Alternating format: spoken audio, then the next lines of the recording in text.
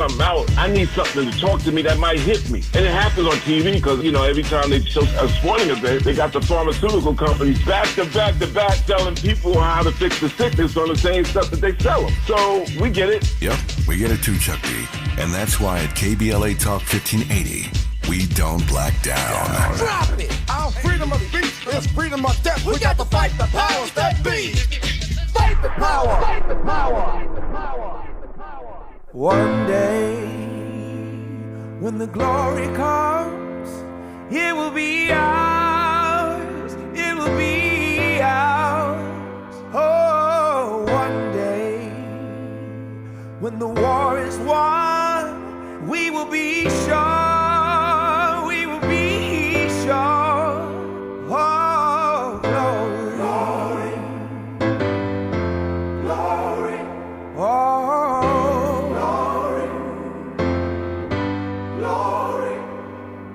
Hands to the heavens, no man, no weapon formed against, yes, glory is destined. Everyday women and men become legends. Sins that go against our skin listening become to blessings. The Black Pack here The on movement is KBLA a Talk rhythm to 1580. us. I'm your Feel host, the light Adrianne within us. Shropshire, and I want to start us off today at listening to an historic moment that took place in our nation's capital earlier in this week. Andy, will you play that clip? This is why I'm standing here, to try to give voice to those people. But what is more needed from now is less people sitting on the sidelines, less people being witnesses of American history, and more people determined to make it, to make history, to call to the conscience of this nation, to say, I will not stand for another American to lose their health care for a billionaire. I will not stand for another veteran who's dedicated to stopping the suicide of other veterans to lose their job. I won't stand for the collective assaults on the Constitution by a man who even the highest judge in our land, a Republican-appointed judge, said stop threatening and bullying other branches of government. When is it going to be enough? My voice is inadequate. My efforts today are inadequate to stop what they're trying to do. But we, the people, are powerful. We are strong. We have changed history. We have bent the arc of the moral universe. And now is that moral moment again. It's the moral moment again. God bless America. We need you now. God bless America. If you love her, if you love your neighbor, if you love this country, show your love. Stop them from doing what they're trying to do for almost 20 hours. We have laid out what they're trying to do, 20 hours. I want to stand more, and I will, but I'm begging people, don't let this be another normal day in America. Please, God, don't let them take Medicaid away from 10, 20, 30, or 40 million Americans who desperately need it. Don't let them do it. So that was Senator Cory Booker, who this week stood on the floor of the United States Senate for 25 hours and filibustered his way into history by breaking the 24-hour and 18-minute record held by famed segregationist and racist Strom Thurmond as he tried to stop the passing of the 1957 Civil Rights Act. I was fortunate to be in the Senate gallery for that moment that we just heard, as Senator Booker pleaded with the American people to recognize the peril we face right now in America and to not let it go down the way that our modern-day segregationists would like it to. So why was Senator Booker protesting, and why was that important? Why was it important that he do that? There have been, a lot of comments, particularly as it was happening, from folks who were saying, I don't understand, right? I don't understand why he's doing this. So my friend Brittany Packnett-Cunningham laid out some great points that I want to share with you the other day. She said, first of all, protest is about disruption. And the Senate actually had business on that day, right? It had things that it was hoping to get done, business to conduct, and it couldn't be done because Senator Booker would not yield the floor to the Republican Senate. Secondly, his floor speech dominated and disrupted the news cycle. So media outlets could not just simply go about their usual day of being mouthpieces for the Trump administration. There was something historic happening on the floor of the United States Senate, and they had to cover it that way. Senator Booker's speech was not just any old speech, right? He didn't, or any old filibuster that we've seen in the past. He didn't read from phone books. He didn't read Dr. Seuss books like Ted Cruz did. He laid out an argument for why America is in danger, walking through binders. And if you watched him, he had many, many binders that his staff was bringing him, full of issues from Social Security to education to housing to healthcare to the environment, farmers, veterans, all of it. He lifted up voices of regular citizens by reading the letters that he has received from his constituents, seniors who are scared of losing their Social Security, to fired federal workers who are worried about their future. He read Donald Trump and his co-president, Elon Musk, for filth for 25 hours and 1 minute. Now, some have asked, will it matter, right? Does it matter beyond this one-day disruption? And that's totally a valid question, right? It will matter if Democrats can figure out how to leverage his courage and continue to tell the truth about the moment that we are in town halls and conversations in their districts across the country. It will matter if they actually stand up in Congress and draw a line in the sand to protect Americans from more harm from the Republican Party. There's a bill that you all may have heard about on voting rights that will come up for a vote in the House next week called the SAVE Act, that is nothing more than a national voter suppression law, and Democrats must do everything that they can to stop it. And we can help them to do that by making sure that we stay on them and make sure that they're doing what they need to do to stop it. But where it matters most actually is on the ground and in community. So I also was out with one of our favorite pollsters, Cornell Belcher, conducting focus groups this week of Black voters in Detroit and in Philly and in Newark and Georgia and North Carolina and Virginia. And Black voters saw what Cory Booker did, and they were inspired by it. In one focus group of participants said he gave us a voice. In another one, they called it a noble gesture. In another, someone said that they were glad to see that at least some Democrats were standing up to fight. And it really meant something for people to see a leader in our Congress standing up in the way that Senator Booker did. So when you couple what he did, that protest, with the huge electoral wins that we saw in Louisiana and Wisconsin this week and last week, with Tesla stock swan diving and Elon Musk winning so bad in Wisconsin that Trump said he was about to put him out of Doge, with Republicans in the Senate joining Democrats to reject Trump's tariffs to Canada, and Republicans in the House joining Democrats to reject Speaker Johnson's attempt to stop members of Congress who are new parents from voting by proxy while they care for their children. I think that we can say, and I've said this before, that the movement to defend ourselves from tyranny may not be fully formed, but it is in formation. And the more we push back, the more others will find the courage to stand up and do what is needed to be done in this moment. So when we come forward, we're going to be joined by Joel Payne, the Chief of Communications at MoveOn.org. And we're going to talk a little bit about the nationwide protests that are happening tomorrow called Hands Off, National Day of Action, and what we can do to try and sustain the fight. So this is the Black Pack on KBLA Talk 1580. Stay with us. You're part of the Black Pack with Adrianne Shropshire on KBLA Talk 1580.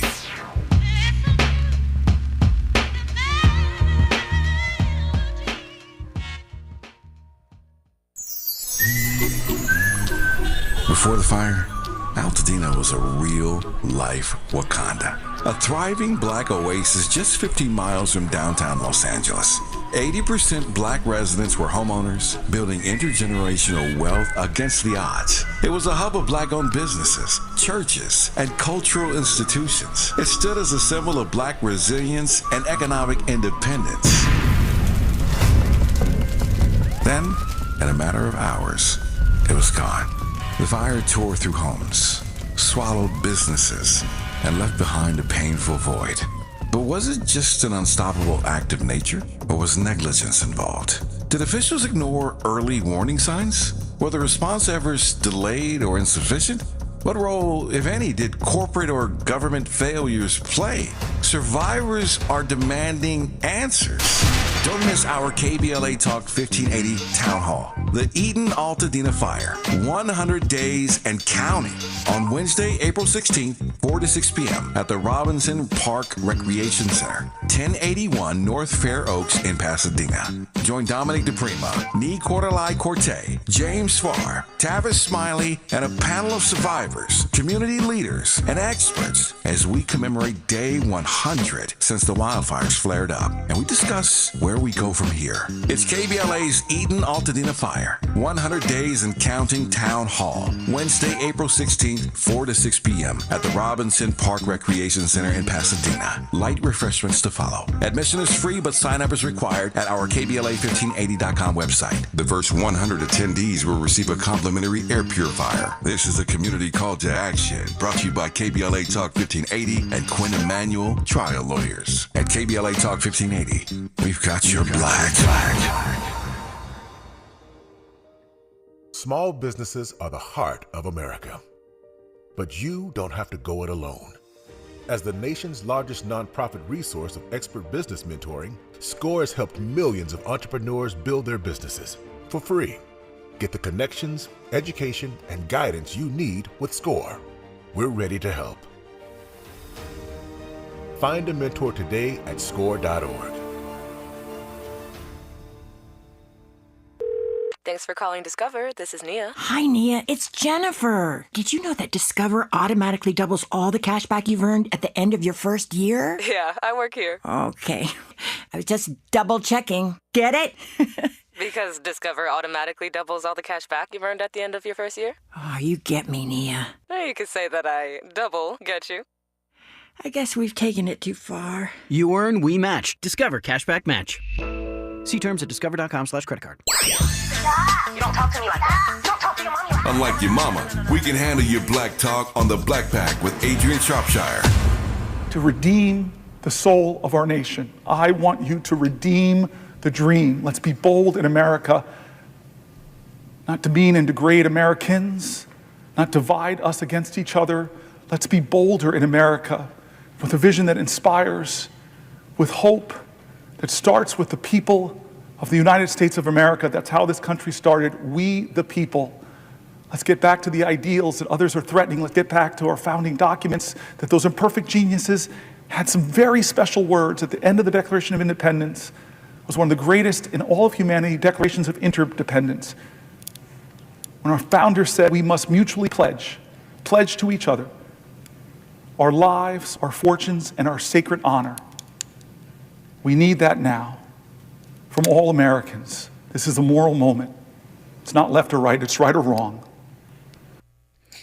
So that was also Senator Cory Booker calling upon Americans to pledge to each other that we will sustain this nation, that we will sustain the democracy. So we are joined now by Joel Payne, the Chief of Communications at MoveOn.org, to talk about what that Joel, I'm hoping you will give me some thoughts on how you felt about what Senator Booker did on Monday, but then also to talk about what we all can do going forward to sort of sustain this moment, to not let it just have been a 25-hour and 1 minute, moment, but that we can sustain it. So thank you and for being here, and welcome to the show.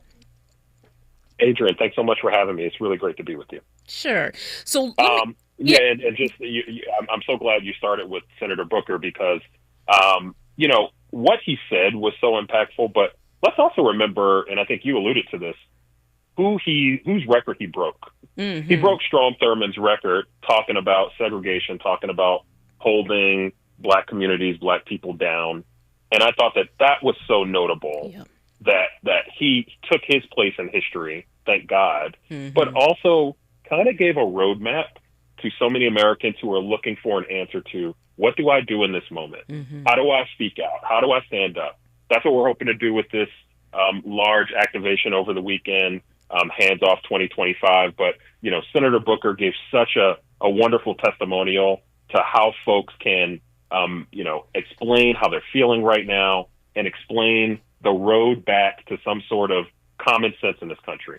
Yeah, and I appreciate you saying that, because there's one thing that he said over and over again while he was, giving his marathon speech, and that is, this might be inadequate, right? But this is a thing that I can do, and so I'm doing it, right? And I think that that's, to your point, a good roadmap, a good blueprint, a good example, role model for folks who are wondering what they can do. Just, it really is, what is the thing that you can do, whatever it is. You might think it's inadequate, but it is not, and you should do that thing. So talk to us about the National Day of Action that's happening tomorrow.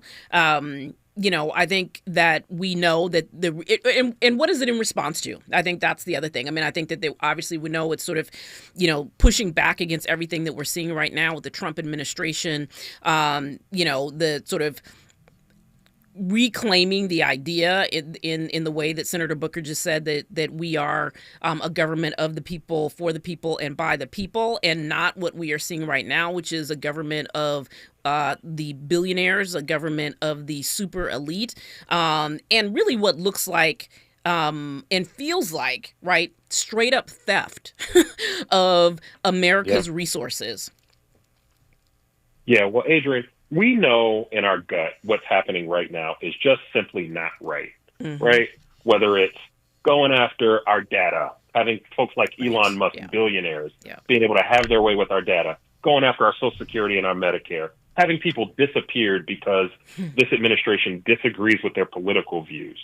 I mean, the things that are happening right now are unspeakable. Yeah. And we feel like at Move On, and the dozens of other organizations that are coming together for Hands Off 2025, this is a moment where we all speak out in unison and collective action peacefully across the country, over 1,300 events across every one of our 50 states in the country, over 500,000 people expected to be in the streets peacefully tomorrow. And this is a moment where we all speak out and we say enough. We say hands off of our Social Security, hands off of our Medicare, hands off of our reproductive rights, our voting rights.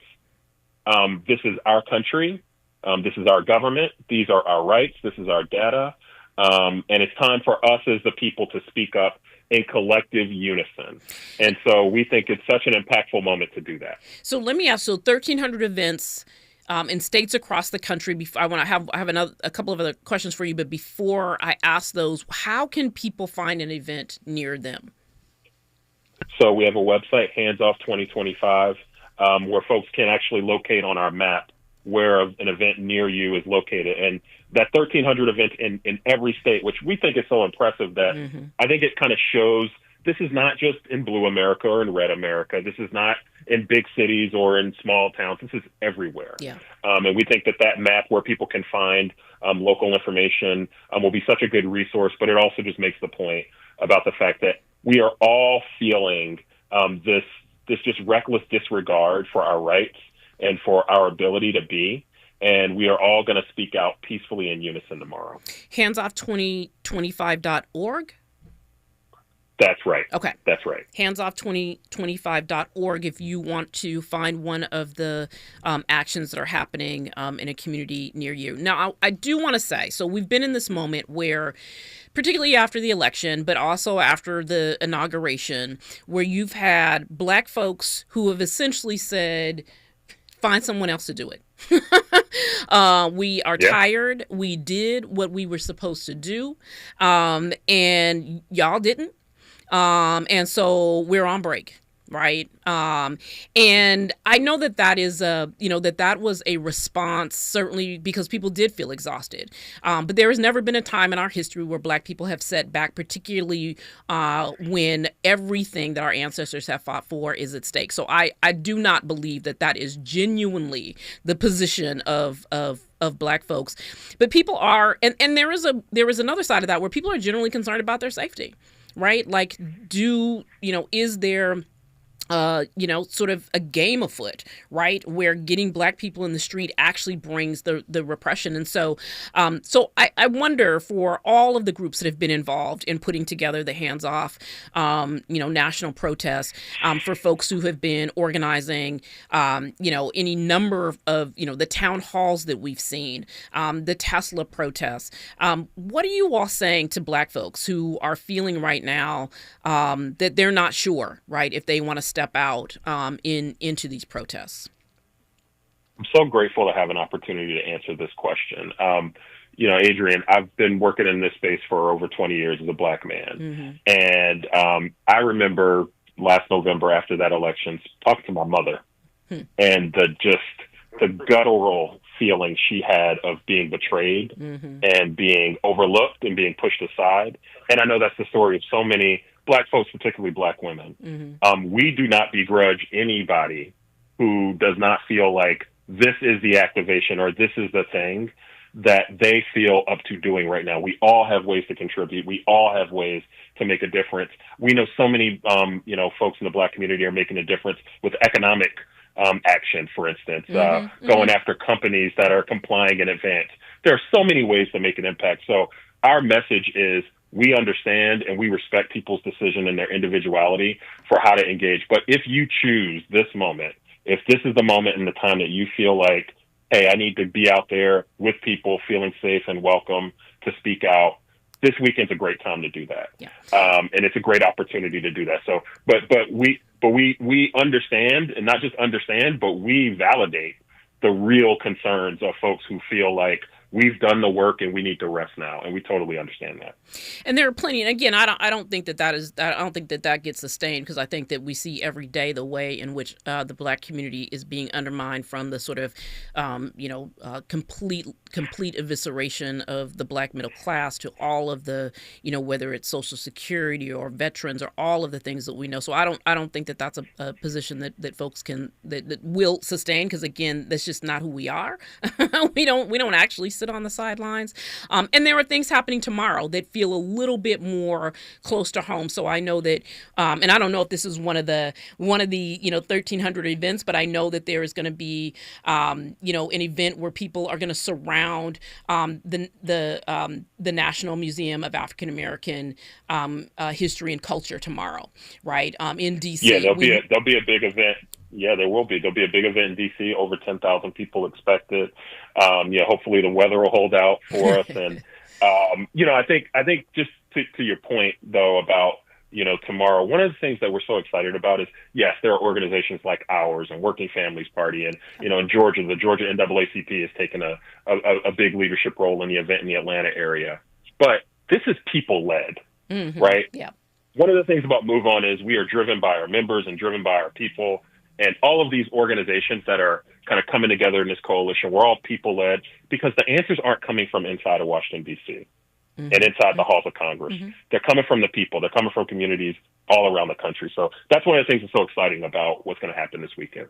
Yeah, and I think that's a good point. I mean, again, I was just talking with Andy a minute ago about, it's what Senator Booker did, for example, is resonating with folks on the ground. People are glad to see someone fighting. We would hope that more Democrats will take advantage of this and do what they need to do. But ultimately, it's going to be our charge, right? It is going to be the people's charge to step up in this moment. And I'm reminded of in Dr. King's writings and in Where Do We Go From Here, Chaos Community, one of the quotes he sort of put out there that I feel like is important for this moment is he said, to attempt radical reform without adequate organization is like trying to sail a boat without a rudder. And so I think that the other thing that we have to think about is how in this moment are we balancing, the need for sustained action coming from the organizations that we have, with these, sort of one day actions, right? How do we link up all of the things that are happening? And there really is a lot, right? When we think about, again, the town halls and the Tesla protests, there really is a lot happening. But how do we make sure that we're sustaining this effort over time? Because we're in it, right? For a minute. We are.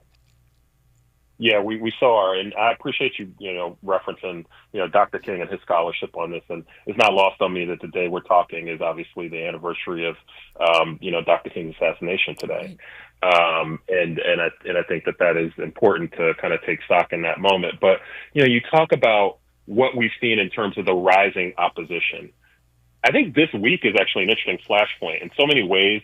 This week is kind of the week that I like to say the opposition has kind of entered the chat. Whether it's pushing back on Elon Musk in Wisconsin, you saw the strong pushback to the Trump agenda in Florida with Democrats overperforming there and Republicans underperforming. Yep. Obviously, you talked about Cory Booker. We have this big activation coming up. So I think that while, the opposition, I think, obviously was very, very much disappointed and took a minute to kind of find its sea legs, that's coming back. And what that means to me is that majority opposition can come together to actually explain what the American people expect from their government, how the American people are going to hold Donald Trump and Republicans accountable, and how we're going to do the work together to grab power back from these billionaires that are trying to tell us how to live and how to run our lives. And so that is what's exciting about this week, this moment, and we're hoping to have the big activation this weekend as kind of an exclamation point on that. Yeah, an exclamation point and also a starting point, right? And a launching pad to, I think, see what this collection, because it really is a coalition of organizations, right? To see what this coalition of organizations can do. So I want to before we end our time here together one more time. Where do people go to find an activation near them? It's actually, and I gave you bad information before, so forgive me for that. It's handoff2025.com, not .org. So okay, good. That's what 2025.com.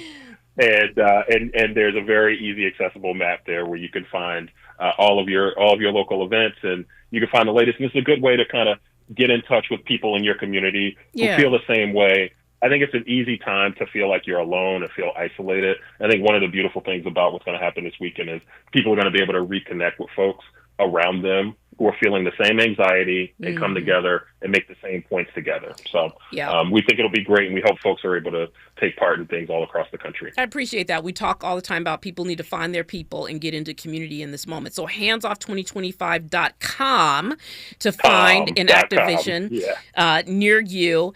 And I just want to appreciate you, Joel, for the work that you and Move On are doing, as well as the number of partners around the country, WFP and others, who are making this happen tomorrow. So thank you so much for joining us. And maybe we'll have you back and you can give us a recap on what happened at these 1,300. Would love to. So that'd be great. Grateful, so grateful for that, and so grateful for the chance to speak to you and your audience.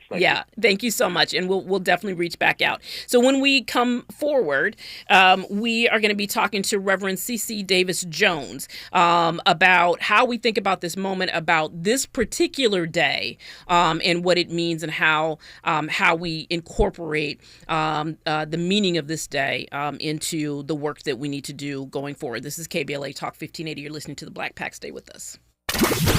More of the Black Pack with Adrianne Shropshire on KBLA Talk 1580 when we come forward.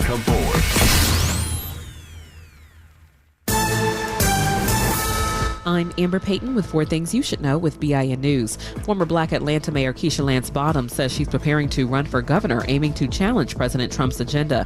Lucy McBath recently announced she was dropping out due to her husband's health. 22 Los Angeles Police Department recruits just became officers after 24 weeks of training. The class includes 18 Hispanics, 1 black officer, 1 Asian, and 2 white officers. 1 will join the LA Port Police. Former Vice President Kamala Harris says while much has changed since her election loss to President Trump, the rollback of progress is not surprising. Speaking in California, she warned of growing fear and silence, but reminded the crowd, quote, "Courage is contagious," end quote. And HBCU Morehouse School of Medicine just opened a $45 million building named after founder Kelvin Smyrie. It includes an auditorium, study spaces, and event rooms. Get BIN News on demand 24/7 on the iHeartRadio app. Downtown LA, it's a crash on the 110 northbound at the 101. Everything's out of lanes to the right shoulder, but northbound delays are loading up out of South LA, leaving the 105. Also very tough in the Cajon Pass. It's a stalled big rig 15 northbound at the 138 off-ramp, blocking the right lane of that off-ramp. Now overall slowing, loading up away from the 210 freeway. Slowing on the southbound side of the 15 in Corona from the 91, looking better past Wyrick Road. Change the way you see the world at the San Diego Zoo Safari Park. Depart from their new Safari Excursions Depot and embark on a once-in-a-lifetime experience you'll never forget. Plus, every adventure helps support wildlife worldwide. Plan your visit to the San Diego Zoo Safari Park today. This is the KBLA Sports Minute with Ray Richardson. There will be 2 black head coaches in the Final Four this weekend competing for a national championship, one in the women's tournament and one in the men's. South Carolina's Dawn Staley is going for her 4th women's national title. Staley is trying to do a back-to-back after leading South Carolina to the title last season. South Carolina has a semifinal matchup today against Texas, followed by UCLA and Connecticut. In the men's Final Four, Houston coach Kelvin Sampson is trying to get his first national championship. This is Sampson's 3rd Final Four. He took Oklahoma in 2002 and Houston in 2021. The last black coach to win the NCAA men's tournament was Kevin Ollie at Connecticut in 2014. The Lakers need a bounce-back game tonight for Luka Doncic against New Orleans. Last night, Doncic was 6 for 17, including 0 for 6 on 3-pointers. No debates, no speculation, just the info you need. That's your KBLA Sports Minute. I'm Ray Richardson. More news, opinions, and conversation when we come forward on KBLA Talk 1580. Yeah, yo, come on. Pick up the drum. At KBLA Talk 1580, we fight the power every day. Yeah, gotta give us what we want.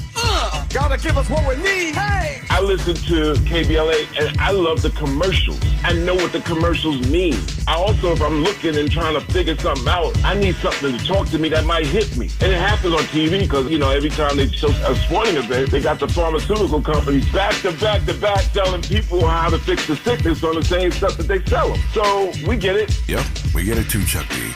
And that's why at KBLA Talk 1580, we don't black down. Drop it! Our freedom of speech is freedom of death. We got to fight the powers that be. Fight the power! Fight the power!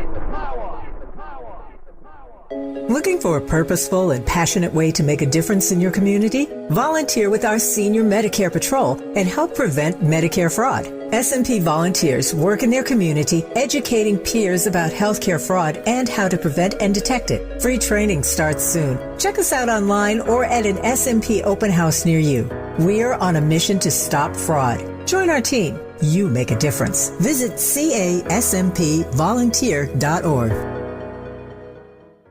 Protect yourself from Medicare card scams. Scammers may call, email, or even knock on your door claiming they need your Medicare info, asking for money or threatening to cancel your benefits. Don't fall for it. It's a scam. Remember, Medicare doesn't need to verify your information. They already have it. Medicare won't charge you for a new card and will never threaten to cancel benefits. Check your Medicare statements for suspicious charges and report scams to the California Senior Medicare Patrol at 1-855-613-7080. We're here to help.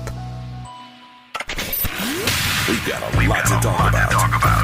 Hi, I'm Ray Richardson, your sports connection here at KBLA Talk 1580. Join me and my co-host Neil Scarborough every Saturday night at 7 for Out of Bounds, the show that brings some flavor to the world of sports for 60 minutes. We take you beyond the scores and press conferences. We give you our point of view, the way black folks see what's going down. You can join the conversation and give us your analysis at 1-800-920-1580. Out of Bounds every Saturday night at 7 on KBLA Talk 1580. We've got a lot to talk about. Unapologetically progressive. KBLA Talk 1580.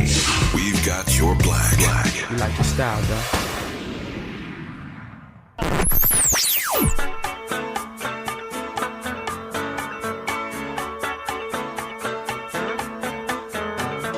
This is KBLA Talk 1580. Talk radio. That's music to your ears. We're unapologetically progressive. KBLA Talk 1580. Let's get back to more of the Black Pack with Adrianne Shropshire right now on KBLA Talk 1580.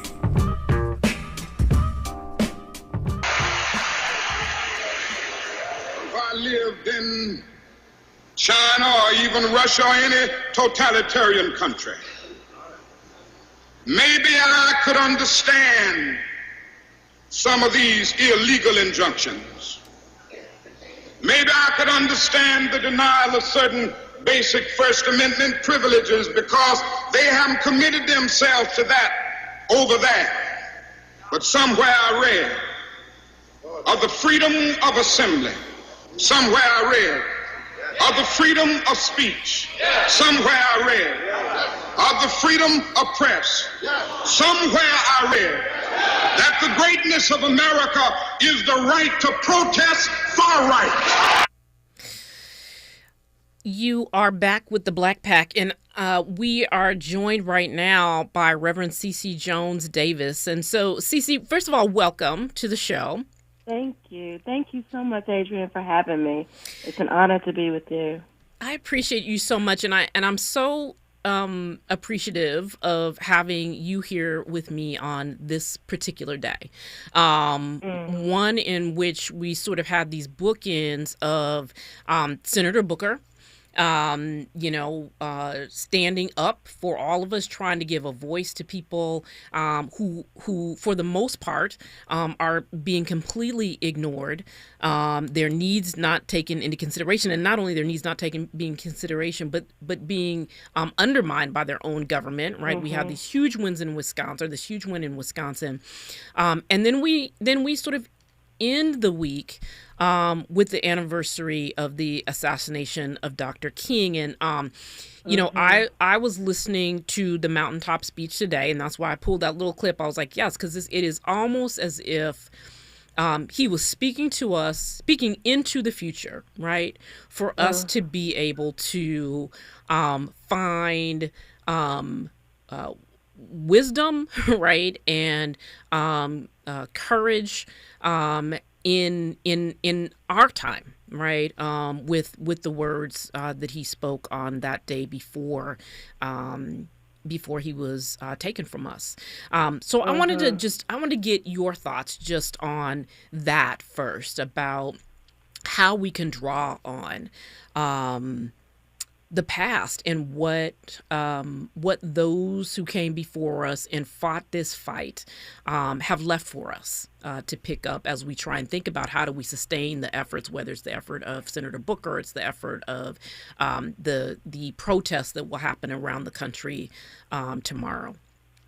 Yeah.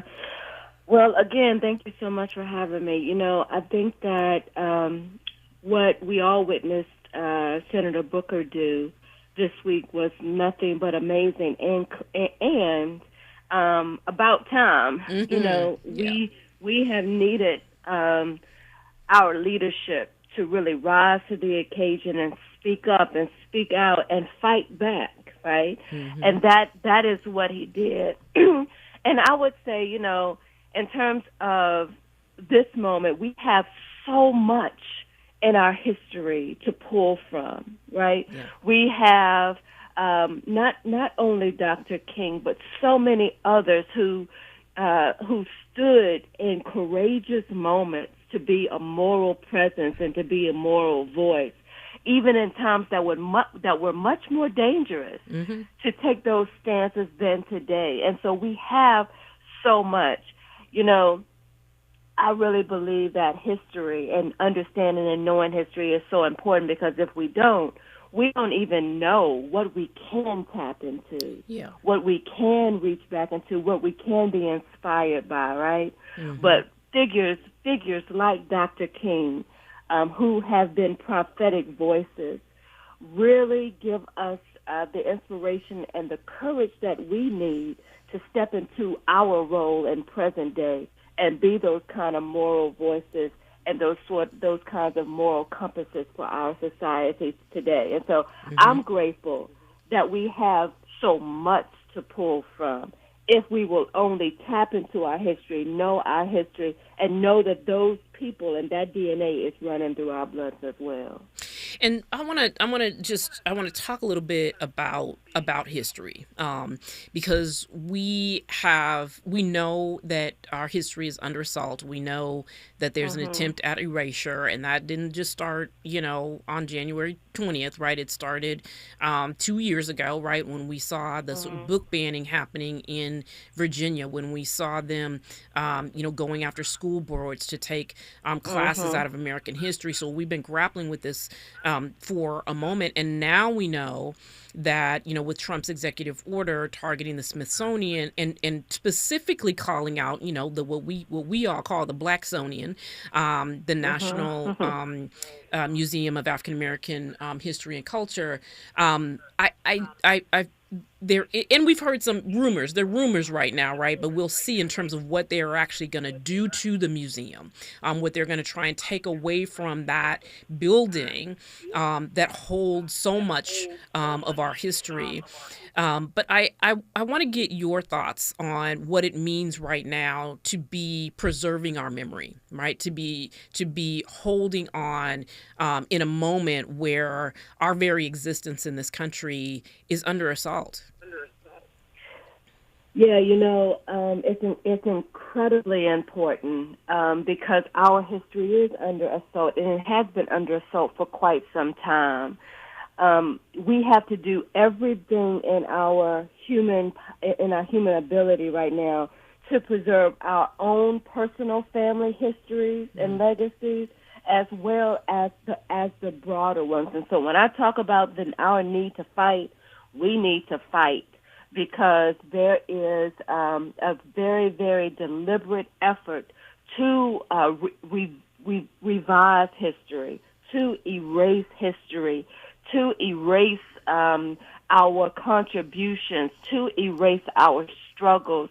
And so, first of all, it is important that we now take it upon ourselves as a community like never before to tell our history, to regurgitate our history one to another, to recall our history one to another. And we're going to have to take the responsibility of storytelling to our children very seriously in a way that we have not ever before. And so if the schools can't do it, the churches need to do it. If the schools can't do it, the elders in each neighborhood needs to do it. We need to do everything we can to preserve our history. Now, when we talk about the African American History Museum, I know that there's going to be several actions that are going to be coming out to rally people and mobilize people to fight against the effort to defund museums like the African American History Museum. So I really invite people to follow along. You can visit blackchurchpac.org to hear more about things that will be rolling out. But it is a fight, and it's a worthy one.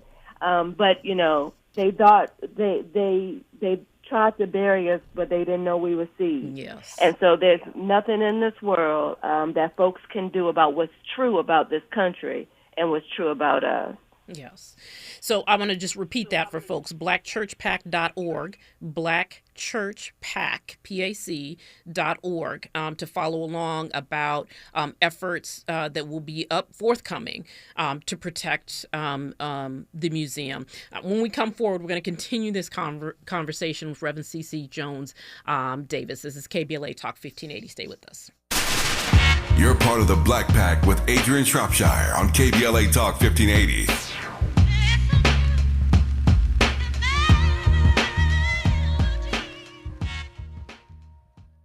Shaka Khan, Patti LaBelle, Gladys Knight, Stephanie Mills. The BPC presents The Queens, 4 Legends, 1 Stage Tour. Shaka Khan, Patti LaBelle, Gladys Knight, and Stephanie Mills. The Queens, 4 Legends, 1 Stage. May 11th at Kia Forum. Tickets available at Ticketmaster. Are you having trouble hearing? Hearing loss can devastate the quality of your life. Now, there's an affordable fix for you or your loved one. Rated the best hearing aids of 2025 by Forbes Health, Audion Hearing has the highest quality hearing aids at the lowest prices, just $189. I actually like them better than my old $5,000 hearing aids. I could not believe how my hearing and life changed. Join over 1 million happy customers by going to audionhearing.com. That's AUDIEN hearing.com. Military veterans and active duty service members, you could become a certified cyber warrior with just 12 weeks of training at My Computer Career. Cybersecurity specialists are in high demand, and IT pros with these skills often enjoy abundant opportunity and a great lifestyle. Protect our people, liberty, and treasured institutions from cyber threats. SkillBridge and other VA benefits are available to those who qualify. Learn more at mycomputercareer.edu/CWP. That's mycomputercareer.edu/CWP. KBLA Talk 1580. We've got a lot to talk about. KBLA Talk 1580, connecting you with services and solutions. The Autopsy Initiative provides a second autopsy free of charge for victims' families who have lost their loved ones due to a police-related death. The services offered through the initiative include the completion of a second autopsy, disclosure of preliminary findings, and a final autopsy report. A police-related death is when an individual is harmed by police officers using deadly force, which results in an individual's death. Police-related death includes in-custody deaths, including those that arise during contact with law enforcement officers during arrest, pursuit, booking, transport, or incarceration. The Autopsy Initiative has a team of board-certified pathologists on call. An autopsy request may be completed by anyone with a close relationship with the victim, which may include the victim's spouse, partner, relative, close friend, or lawyer. To request a free second autopsy for a victim of police violence, please visit knowyourrightscamp.com. That's knowyourrightscamp.com. Then click on Autopsy, then click on Request. At KBLA, we believe in justice for victims of police violence. We say their names, and we don't black down. This is a community call to action from KBLA Talk 1580. You don't talk to me like that. Don't talk to your mommy like that. Unlike your mama, we can handle your black talk on the Black Pack with Adrianne Shropshire. You are listening to the Black Pack. I am your host, Adrianne Shropshire, and I'm so glad to be in conversation this afternoon with Reverend Cece Jones Davis. So, Cece, I wanted to ask you about. I mean, you said this a moment ago, and we heard on Tuesday. I think it was Tuesday. I'm so lost on the days of this week in particular. I know it's been a long week. Senator Booker, many times over the course of his 25-hour marathon speech, talked about the need, calling this a moral moment, right? Like, and it's clear that we need moral clarity and action right now. And it feels like, because of all the things that we're talking, we have, people being disappeared off our streets, right? We have a total disregard for our elders through the, elimination of Social Security, disregard for veterans, just disregard for people right now. Real callousness, not to mention the hate and racism, right? And so I wonder, as a faith leader and as an activist, right, how should our faith be informing us in this moment? And how does it inform you to show up in this moment to support what's happening? Yeah, as a person of faith, my activism is deeply rooted in my faith. I wouldn't care about the things I care about if Jesus didn't care about these things, right? And so, my faith informs me to first and foremost, if I call myself one who follows Christ, that I have to be concerned with the vulnerable. I have to be concerned with the poor. I have to be concerned with the immigrant.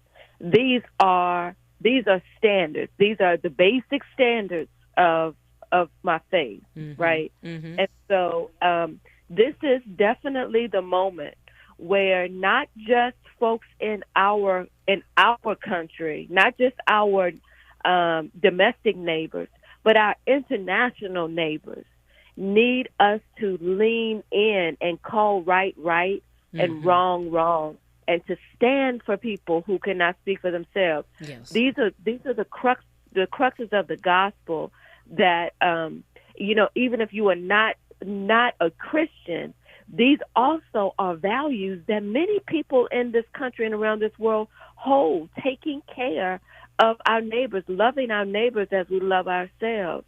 And so even if you are not a person of faith, if you are a person of value, this is a moment in a time that is critical for all of us to speak up, to stand up, to take care of one another, and to move this fight forward as best as we can. So I want to go back a little bit to this idea of drawing on our rich history for this moment, and I'm gonna ask you to give folks some advice. And I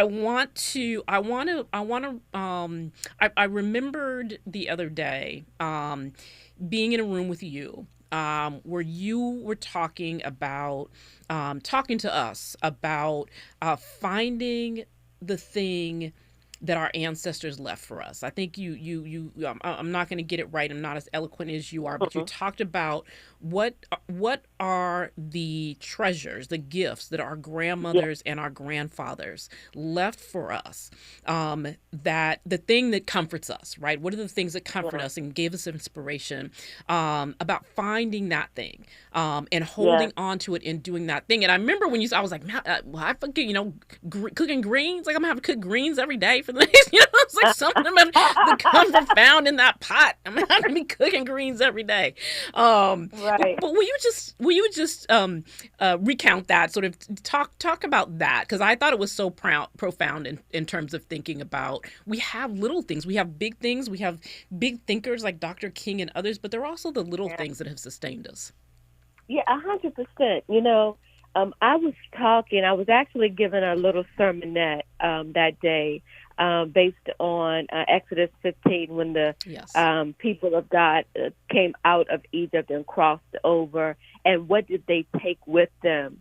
That they took with the things that they had in captivity. What were they so mindful to take with them into a new place and into freedom, into a new land?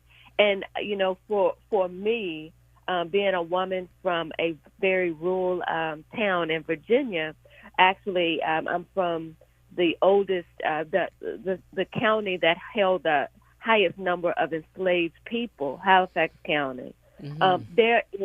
There are many, many things that the past, my grandmothers, their grandmothers, have made sure to press forward to us, to offer us, and it's our choice whether to take them or not. Tools, spiritual tools and practical tools that will give us strength for our journeys, right? Mm-hmm. And so a couple of things, when I think about history and I think about my particular context and my grandmother's, the things that she passed down to me that I'm holding on to, and it might sound crazy right now, but things like canning. My grandparents had a garden, and once the season was ready to harvest the garden, all the women in the neighborhood came together to harvest that garden and then to can. It would be a process from sun up to sun down. But I remember the laughter in that kitchen. I remember the clinking of the jars in that kitchen, and I remember those women coming together to help one another in their time of need. And canning for me represents community. It represents getting back to the basics. It represents simplifying life at a time when life is not all that simple. Mm-hmm. And I think we need those kinds of things, whatever they are for individuals. We need those kinds of things that settle our souls and remind us of the people that have been through much worse and some kind of way made it over. And we also need those reminders of how important community is. Community is life right now. Yeah. And if my grandmother did not have those women to sit around and help her to gather her food for her 10 children to make sure they were sustained through the winter, and if those women did not have my grandmother to do the same for them, I don't know what would have happened to them, where they would be. But we have to come back to a very, very strong sense of community. I take care of you because you're my neighbor. I take care of you because I love you. I take care of you because you need assistance. And that is the kind of thing that I bring from the past as I am journeying right now. we've got so many of those kind of spiritual artifacts and practical artifacts that still have true value for us right now. If we will just remember who we are and where we came from, and the things in which those people gave us. We might think they're really, really small, but now they make a huge difference. Yeah. So, I mean, obviously that has set with me since the end of last year, right? Because that's when we were together.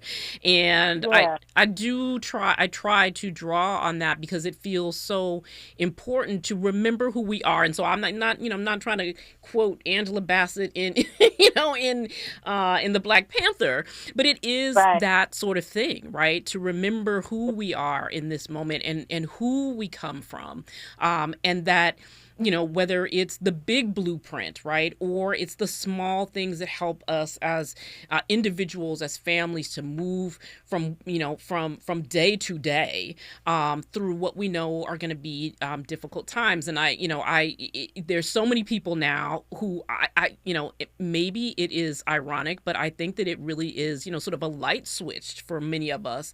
But there's so many people now who are saying, I'm gardening, right? I'm putting a garden in. And it does feel like those things that, I'm about to, right? And the first thing I was like, I'm growing tomatoes. And the reason is because my aunties grew tomatoes. And that's the thing. It's a thing. I love the thing that you said about things that settle our souls, because that is a thing for me. Just sort of going outside along the side of the house and getting tomatoes. Yes. I love that for you. And, all of those acts for us, many of our folks in the past had to do those sorts of things for survival. Right. We have the gift of those things as self-care practices now, and their modes of therapy now. And so I really encourage people, get outside, put your feet in the earth.